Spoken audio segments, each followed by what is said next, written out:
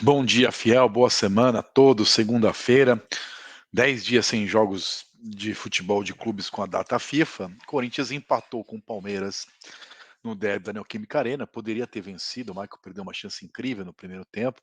Poderia ter perdido, o Cássio fez um milagre no final do jogo, nos acréscimos do tempo.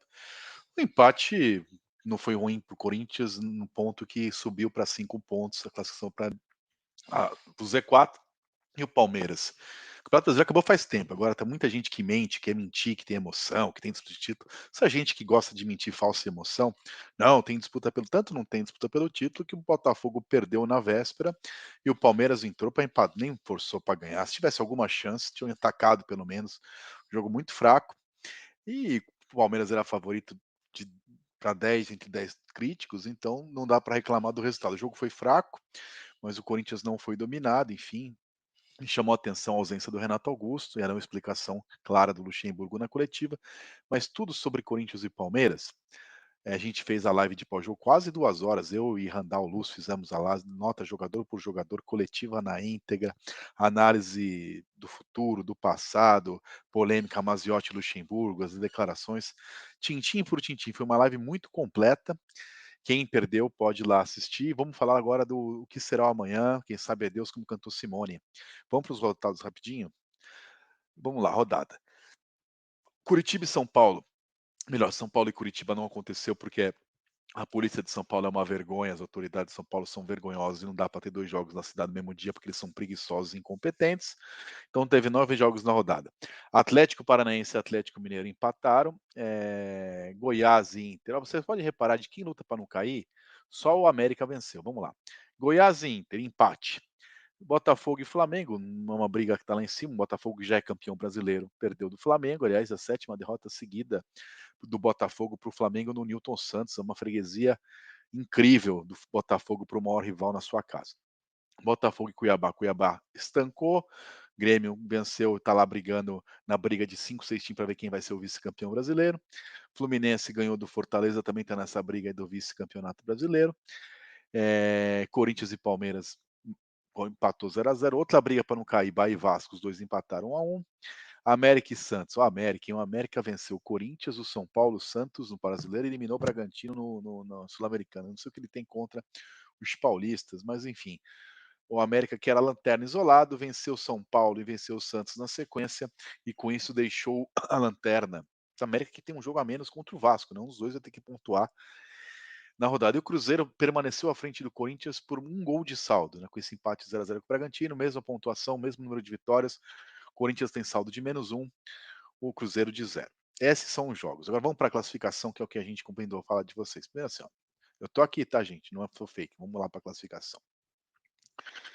Bom, Botafogo é campeão brasileiro. Quem quer fingir que tem emoção, aqui a gente não trabalha com palhaçada e com emoção para ter audiência. Tá cheio de gente mentindo, não tem nada a ganho, que 1.200, não, palhaçada. Botafogo é campeão brasileiro. Palmeiras, 10 pontos atrás. Olha, o Botafogo perdeu. E aí, a diferença, hein? A diferença de 11 foi para 10. Grêmio 39, São Flamengo 39, Fluminense 38, Bragantino 36, Atlético 34. Ó, vamos lá, Libertadores são 6 vagas. 4 vagas diretas, G4, 2 de pré-Libertadores, G5 e G6. O que acontece?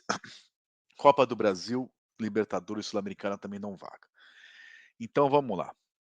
Via Libertadores, via Copa do Brasil. Se o Flamengo ganhar a Copa do Brasil e não São Paulo, aumenta uma vaga, porque o Flamengo está entre os 4 colocados. Então o G6 aí viraria G7. Sul-Americana, se o Corinthians ganhar, o Corinthians já está classificado, é o que interessa para o corintiano. Se ele não ganhar, vai Fortaleza está lá atrás como o Corinthians, dificilmente vai abrir uma vaga. Né? Mas enfim, então não muda muita coisa na Sul-Americana. Em Libertadores, o Palmeiras, se ganhar, ou o Fluminense, né?